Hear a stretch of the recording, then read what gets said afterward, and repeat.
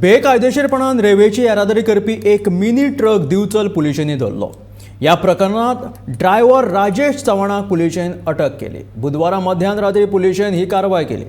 मायणा नावेलेच्यान ही RAM व्हरताले अशी म्हायती मेळ्ळी. पुलिशेन हेर दोगां आड गुन्यांव नोंद केला.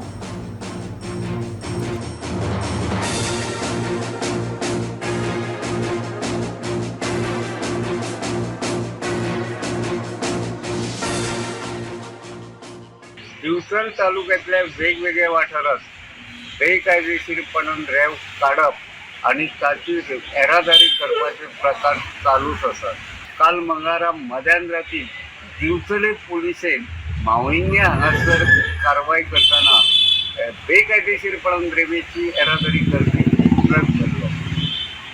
दिवचल पुलिशेन ताच्या आड कागाळ नोंद करून ट्रकाचो ड्रायव्हर राजेश चव्हाण हाका अटक केली. जाल्यार ट्रकाचो मालक आणि रेंव काडच्या आड गुन्यांव नोंद केला. ह्या प्रकरणाची दिवचलचे PSI विकेश हडपडकर फुडली चौकशी करतात.